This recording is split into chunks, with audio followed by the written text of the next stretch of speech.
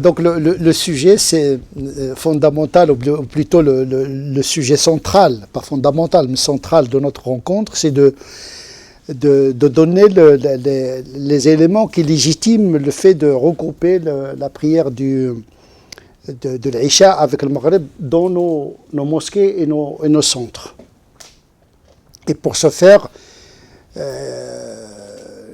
nous serons obligés de remonter vers le fondamental, c'est-à-dire la légitimité théologique de cette action, puisque la charia, les pratiques de l'islam sont fondées sur des a priori théologiques.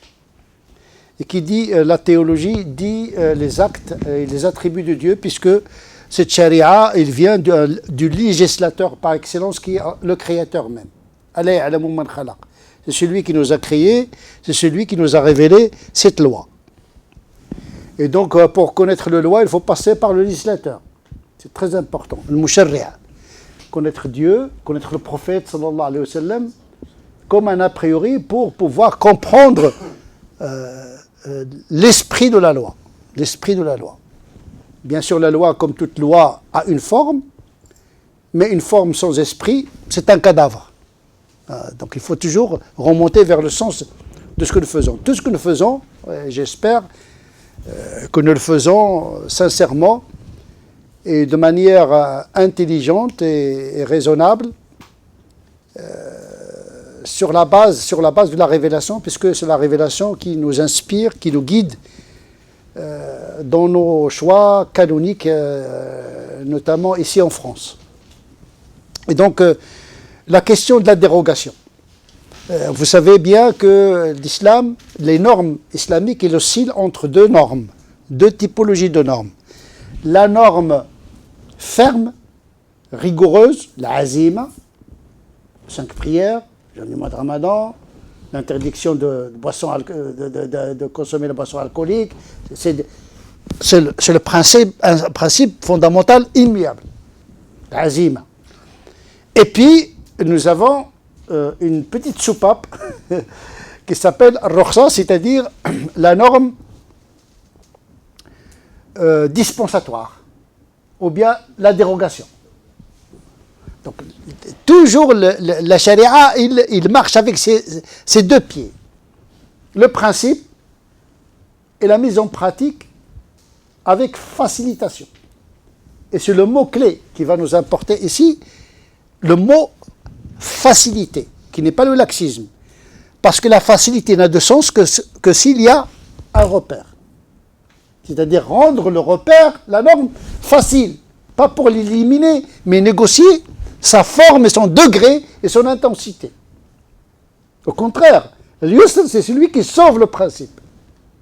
Parce que s'il n'y a pas de facilitation, au fil du temps, le principe sera éradiqué parce que le monde varie, il change. Dieu l'a créé, le monde en perpétuel changement. Il y a toujours des imprévus, etc. Cette charia se veut éternelle. Donc il a prévu cette plasticité, c'est-à-dire la substance est la même, mais la forme, il peut être liquide, il peut être solide, en fonction du récipient. Mais c'est l'eau, toujours, H2O. H2O ne change pas. Parfois, il vaut mieux avoir du liquide, parfois la neige, etc., etc. C'est-à-dire que la charia, son principe est le même, mais il s'accommode en fonction de la température de la société. Et donc, c'est la facilité qui va nous importer dans tout cela. Parce que le propre de la religion, c'est l'accessibilité. La facilité veut dire l'accessibilité. C'est ça le sens. Le deuxième sens de la facilité, c'est l'accessibilité. Rendre les choses accessibles. Pas renoncer au principe, mais le rendre accessible. C'est ça la facilité. Négocier le principe. Et on va commencer d'abord par le commencement, le verbe. La parole de Dieu elle-même. Dieu a révélé au prophète sallallahu alayhi wa sallam une révélation dans une langue, donc la rendre accessible parce que les pensées de Dieu sont infinies. Dieu, il a rendu sa volonté accessible à travers un langage humain. Yassarnahu bilisanik. On l'a rendu accessible à travers ta langue, la langue du prophète, Qurayshite. C'est pas n'importe quel arabe, arabe Qurayshite. C'est nécessaire, mais ce n'était pas suffisant. Puisque le prophète, il a remarqué qu'il n'y avait pas que le Qurayshite, il y avait d'autres arabes avec d'autres dialectes. Il a demandé à Jibril si on peut négocier le nombre des variantes, parce qu'il y a des tribus qui n'ont pas la même prononciation, ils n'ont pas les mêmes mots pour qualifier un certain nombre de significations, etc. Donc il a demandé à Jibril de demander auprès de Dieu d'ajouter un deuxième dialecte, parce qu'il y a des séniles, des vieux, etc. La mémoire n'est pas très forte, donc on peut substituer un mot par un autre, etc. pour rendre le Coran accessible. On l'a rendu facile à ces gens-là. C'est grâce à cette concession que le Coran nous a été préservé, justement. Parce qu'il a été rendu facile. Une fois que le Coran est mémorisé, compilé, la dérogation n'a plus raison d'être. Il ne reste de ces modes révélés que ce que nous connaissons dans les variantes canoniques, le qira'at, le mutawatira, ou le qira'at shadda. On peut les utiliser dans le commentaire du Coran, mais ils ne sont pas considérés comme Coran.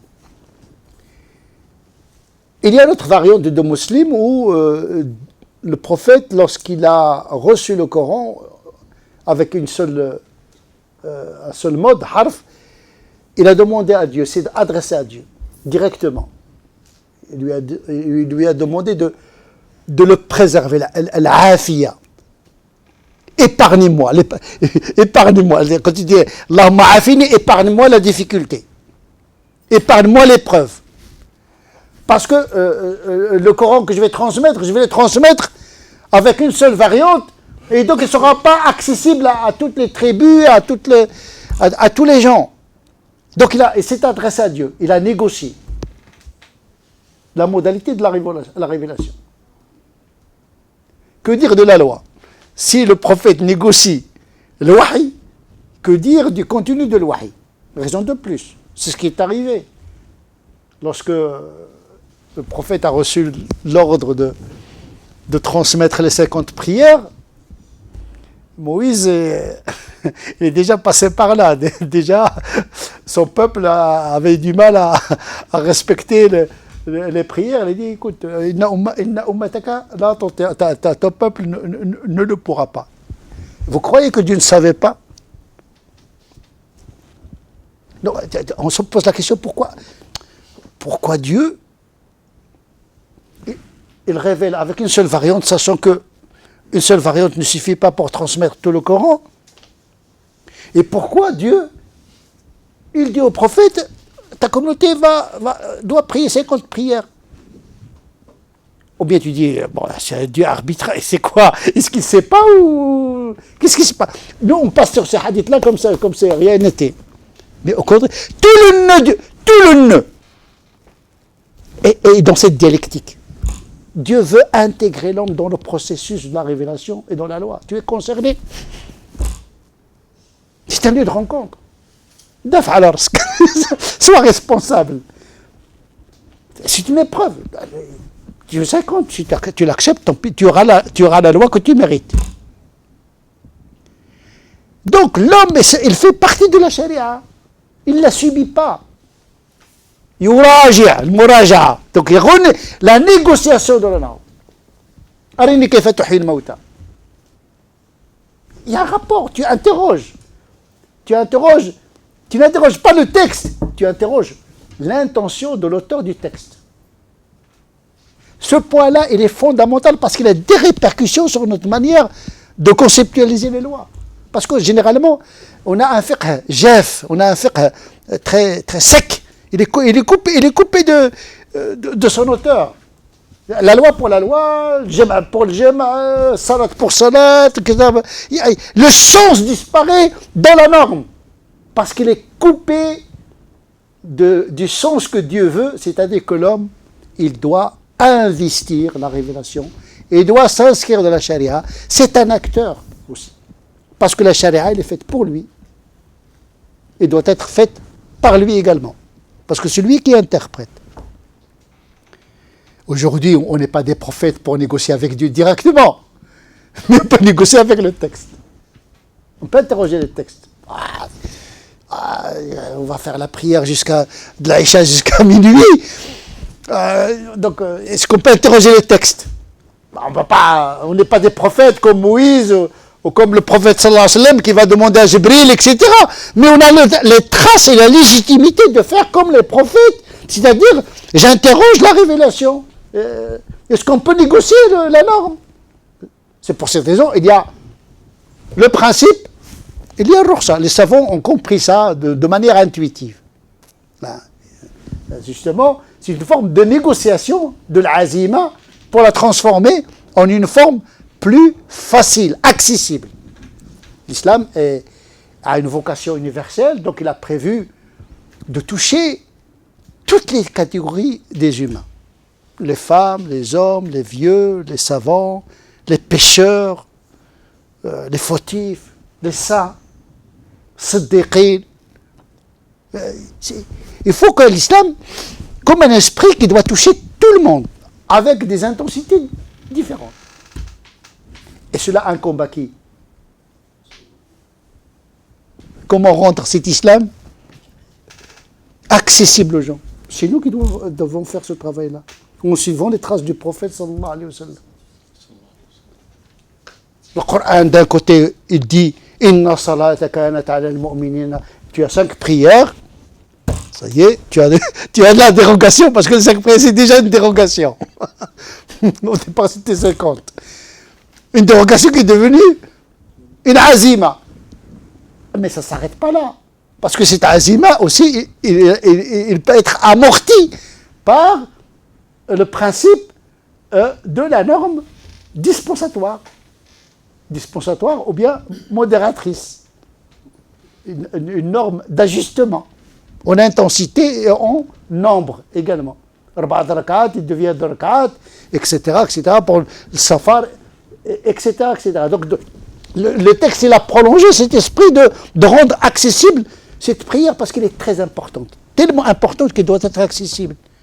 C'est le deuxième pilier. Donc, il doit être protégé justement par le processus qui le rend accessible à tout le monde. Tu ne peux pas faire la prière debout. Si tu es malade, assis, n'importe comment. C'est la seule prière, c'est la seule prescription que tu dois accomplir, quelle que soit ta situation. Même par le cœur. Tu n'arrives pas à faire bouger tes yeux. Mais tu n'as pas une dérogation d'oublier Dieu. C'est ça, le dhikr. C'est ça, le cœur de la prière, c'est pas la prière. N'oublie pas Dieu, tu as 5 moments. Ou bien 3 moments si tu rassembles. Mais attention, c'est pas salat, c'est Dieu qui est au centre de ça. Donc il faut qu'il rende ce contact avec lui accessible. Donc en réalité, c'est la facilité qui sauve la religion. La facilité, généralement les gens ils pensent que la facilité c'est la dispense totale. Non, c'est pas ça. C'est négocier la pratique d'un principe. C'est ça. Et donc, le prophète sallallahu alayhi wa sallam est le meilleur connaisseur du Coran. Le Coran, il dit la prière a été prescrite dans des temps précis.